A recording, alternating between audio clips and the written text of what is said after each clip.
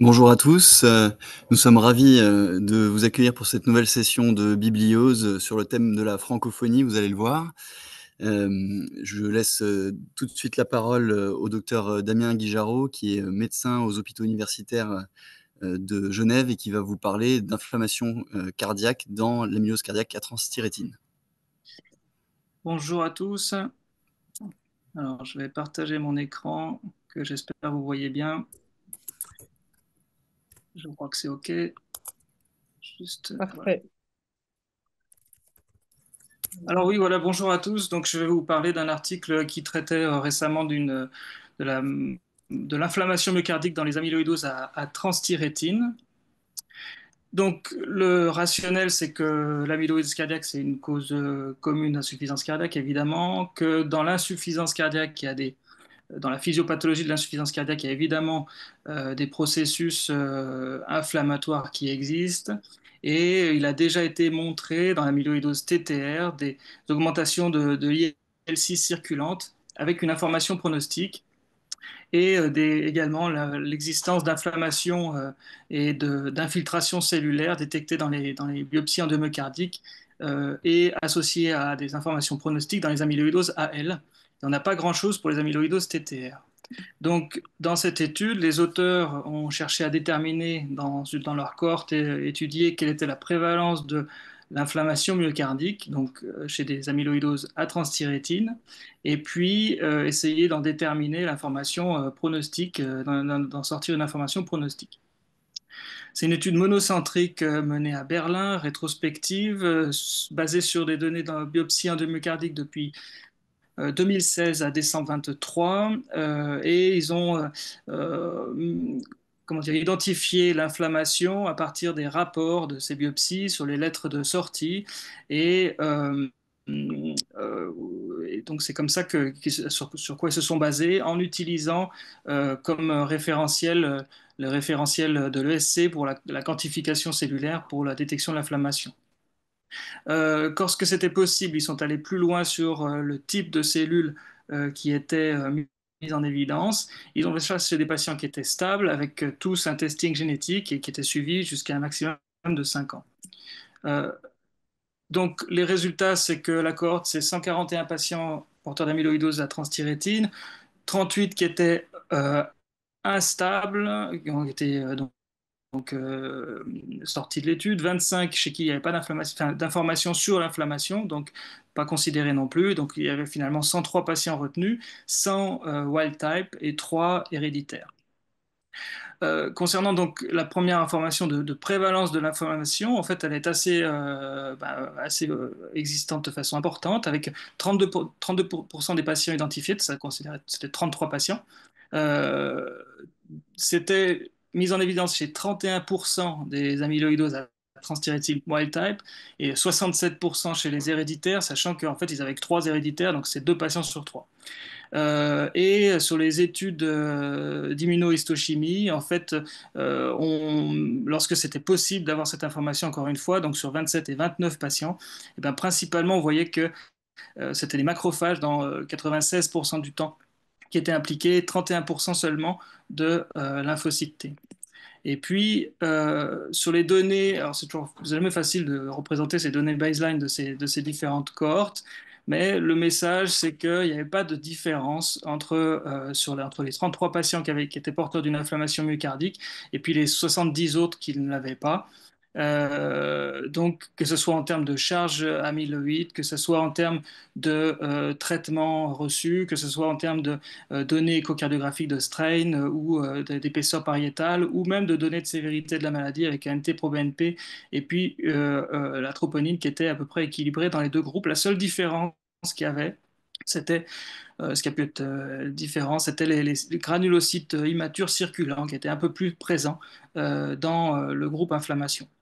Et puis, par rapport à l'information pronostique, eh ben, le fait d'avoir dans la cohorte des patients qui étaient porteurs d'une inflammation sur ces biopsies, eh ben, on a un pronostic qui est moins bon, que ce soit sur le décès ou transplantation, ou alors un critère composite qui était décès, transplantation et hospitalisation pour insuffisance cardiaque. Donc, dans les deux cas, on avait ce mauvais pronostic chez les patients porteurs d'une inflammation à leur biopsie. C'est une donnée qui est retrouvée donc comme lorsque la présence de cette inflammation myocardique donc a été identifiée comme un prédicteur en analyse univariée, puis en analyse multivariée ajustée sur l'âge et le sexe, que ce soit sur la survie ou alors sur le endpoint composite que je vous ai dit. Donc voilà, c'est une étude qui est quand même relativement, comment dire, simple sur son design, ses résultats.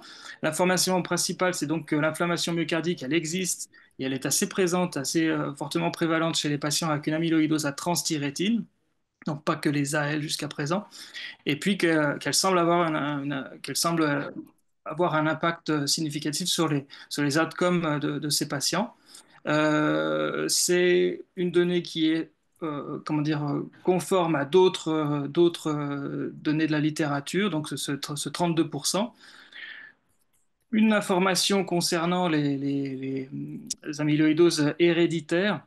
En fait, je pense que sur 3 amyloïdoses héréditaires, on ne peut pas tirer de conclusion. Donc, même s'ils avaient l'impression d'avoir plus d'inflammation chez eux, ben, en fait, on ne peut pas tout à fait être formel là-dessus. Alors après, ben, sur la discussion, c'est ouvert à beaucoup de questions d'un point de vue physiopathologique. Principalement, c'était donc une activation macrophagique qui était mise en évidence, donc plutôt de l'immunité innée et pas adaptative, qui serait plutôt en deuxième plan. Euh, D'où vient cette inflammation? Pourquoi? Alors, est-ce que c'était dû à l'insuffisance cardiaque ou est-ce que c'était lié aux comorbidités des patients? Il n'y a pas de différence entre les deux groupes sur les données qui étaient présentées, sachant qu'il y a tout de même des biais parce que il y avait tout de même des données manquantes dans les groupes, qu'ils le reconnaissaient, et puis que parfois les données baseline étaient à plus ou moins 3 mois autour de la biopsie. Après, pourquoi enfin, pourquoi cet effet pronostic? Quels sont les mécanismes au-delà de l'inflammation? Qu'est-ce qui va porter cette aggravation du pronostic? Est-ce que c'est une altération côté insuffisance cardiaque, avec plus d'hospitalisation? Alors peut-être. Est-ce que c'est d'autres événements? Et puis, est-ce que cette inflammation myocardique, au moment où il y a des nouvelles thérapies qui s'intéressent enfin, qui vont influencer qui vont influer, qui vont être en lien avec les mécanismes inflammatoires au niveau du myocarde lui-même, est-ce que ça va conditionner des réponses différentes à nos futures thérapies dans cette maladie? Voilà, donc je laisse cet article, enfin, la référence de l'article si vous voulez la consulter. Et puis, ben, je crois qu'on a un petit temps pour les questions. Je dois être un peu en avance, je ne sais pas.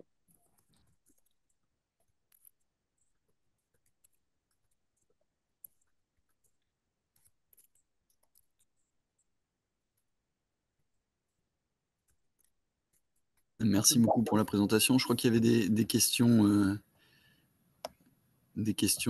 à transmettre venant du chat. On a pas mal de questions pour toi, Damien. Super. Donc, ça va alimenter la discussion. En fait, on a une question sur. Donc, c'est vrai qu'on ne fait pas de biopsie systématiquement parce que dans les critères qu'on a, on peut se passer de la biopsie et heureusement, notamment chez les sujets qui sont très âgés. Mais quand on fait la biopsie, on a une question. Est-ce que l'inflammation est homogène? Est-ce qu'on a des données? Où est-ce qu'elle se situe sur le myocarde? En fait, finalement, est-ce qu'on ne peut pas la louper quand on fait la biopsie cardiaque? Une très bonne question. Déjà, je pense qu'il faut être. Tu vois, ils n'avaient pas recherché à chaque fois le type de cellule, ils l'avaient pas fait à chaque fois. Donc, je pense qu'il faut vraiment que le pathologiste s'y intéresse pour la mettre en évidence. Et puis, alors après, dans l'article, il ne me semble pas qu'ils identifiaient des patterns différents. En fait, ils avaient déjà inflammation. Vu que c'était une étude rétrospective sur leur rapport, etc., je pense pas qu'ils allaient bien plus loin que cela. Après, j'avoue que quand on fait des biopsies, on demande à étudier donc l'infiltration et puis le typage de l'amyloïdose, mais c'est vrai que on ne pense pas spécifiquement à demander à la NAPAT la présence ou non d'inflammation, ce qui est probablement du coup un tort. Alors peut-être qu'il y a d'autres centres, peut-être à Toulouse ou bien à Mondor qui s'y intéressent d'ores et déjà, sans doute que oui. Mais voilà, donc je ne sais pas si j'ai répondu à ta question, mais c'est le commentaire que je Si. pouvais. Ouais, ouais, tout à fait. Et c'est vrai qu'il y a aussi également une question. Donc là, on est bien d'accord, c'était au diagnostic. Et on n'a pas de notion d'évolution maintenant avec les traitements qu'on a, de l'évolution de cette inflammation, parce qu'ils ont fait des biopsies à l'instant Ça, c'est un T, et one il y a shot. Ouais. voilà, one shot, et on ne sait pas ce qui se passe à long terme en Non, termes non, pas du tout. inflammatoires. Et c'est vrai que cette inflammation, en fait, alors, aller jusqu'à la biopsie, bah, c'est toujours compliqué, hein. On sait que chez des personnes notamment âgées, sur les amyloses ATTR non héréditaires, en tout cas, la moyenne d'âge est assez âgée, donc on est toujours un peu réticent d'aller leur monter une sonde pour biopsier. Et est-ce que finalement, ils ont fait une corrélation avec c'est une question du chat, avec les marqueurs sanguins de l'inflammation? C'est-à-dire que finalement, cette inflammation qu'on a au niveau myocardique, est-ce qu'on peut l'attraper? Je sais pas, j'ai pas vu dans le tableau, Ouais, mais est-ce qu'on peut pour les l'attraper? lésions, bah, dans les données baseline, en fait, on a que je vais peut-être le remettre en plus grand si ça passe. Tu vois, la CRP était finalement basse et puis identique dans les groupes. Et puis après, c'était à peu près la seule information qu'on avait, à part bah, ces granulocytes circulants. Bon, mais après, les effectifs sont quand même assez réduits. Effectivement, toute la question, ce serait de comment détecter cette inflammation si on devait s'y intéresser de façon plus, comment dire, plus en avant, au-delà de la biopsie, par les imageries, etc. Ça me semble quand même assez difficile d'arriver à capter ces inflammations, ces infiltrations, mais j'ai pas la réponse à cette question. Là, je vois une dernière question sur le chat. C'est toujours l'appréciation du risque rythmique finalement de ces patients-là. Quand on le sait, bah, notamment enfin, sur tout type de cardiopathie hypertrophique, notamment les risques rythmiques, même si ce n'est pas dans les critères de mort subite, mais est-ce qu'on a un lien entre cette inflammation qu'on retrouve et le risque de troubles du rythme, notamment d'arythmie Effectivement, ventriculaire? ouais, c'est vrai que de façon un peu étonnante, il l'aborde pas vraiment. Je crois pas qu'il l'ait particulièrement cherché. Alors on voit donc encore une fois dans ces données baseline qu'il n'y a pas spécialement de différence de charge en arythmie chez les patients connus. Alors je sais pas tout à fait comment ils le considèrent. Mais après, au cours de leur suivi, ben voilà, c'était uniquement décès, transplantation, hospitalisation pour insuffisance cardiaque, mais le côté rythmique euh, Holter, etc., est pas du tout abordé. Alors après, c'est très juste parce qu'effectivement, l'inflammation, c'est souvent corrélé, associé à des événements bah, voilà, de type ventriculaire et ça pourrait être un élément. Je ne sais pas si euh, dans les amyloïdoses à L, on sait que l'inflammation, ça a un rôle pronostic, mais alors est-ce que plus spécifiquement l'inflammation ou le côté rythmique ventriculaire ressort? Je ne saurais pas le dire. C'est vrai, quand on voit sur les CMH, quand on fait le score qui date maintenant, l'inflammation n'est pas intégrée dans les critères d'indication du DAI, du risque de mort subite, mais on sait maintenant sur les dernières recommandations sur la CMH qu'il apparaît en tout cas à prendre en compte, donc après sur les pondérations. Et on peut peut-être très bien imaginer qu'en effet, si on a des critères inflammatoires et sur les amyloses ATTR, peut-être se poser des questions en effet. Sachant qu'après, est-ce qu'on a des rapports, notamment bah, avec l'IRM, quand on fait de l'IRM cardiaque, j'ai pas vu ils n'ont pas fait d'analogie non plus avec une IRM cardiaque et des critères inflammatoires qu'on aurait sur l'IRM dans Non, cette ils en étude? parlent pas. Je sais pas si je suppose qu'ils ont dû avoir des idées de regarder, etc. Mais ils l'abordent pas du tout. Le côté imagerie, comment détecter l'inflammation, tout ça, comment dire, ils le mentionnent pas enfin, dans leur article, dans ce qu'ils ont recherché, ils l'étudient pas tout à fait. Ok. Après, qu'est-ce que je voulais te dire comme remarque par rapport à ce que tu viens de dire? Euh, ouais, Moi, non, je n'ai pas l'expérience qu'ont tous les centres, hein, mais c'est vrai que réaliser des biopsies à des âges canoniques, enfin, je vais pas dire, enfin, on a quand même des patients qui sont très très âgés. Alors, soit on a une très grosse expérience parce qu'on est dans un centre de greffe et on a l'habitude de cater, mais c'est quand même des patients qui sont fragiles et c'est vrai qu'on réfléchit toujours à deux fois pour aller faire des biopsies qui sont bah, potentiellement dangereuses chez ces patients. Mais je pense qu'il faut le faire vraiment sur les patients qui sont très entraînés pour le faire en tout cas. ouais, et Nous, on puis il n'a pas faudra une grosse. tout à fait. Puis il faudra avoir une idée de ce que ça nous changera dans notre pratique, au-delà éventuellement évidemment de la recherche, hein. Et pour l'implication pour le patient, alors peut-être sur les thérapies, bon évidemment je ne peux pas répondre non plus à cette question, mais c'est 30% d'inflammation dans les TTR, ça doit nécessairement vouloir dire quelque chose et à l'avenir, sans doute il faudra s'y intéresser.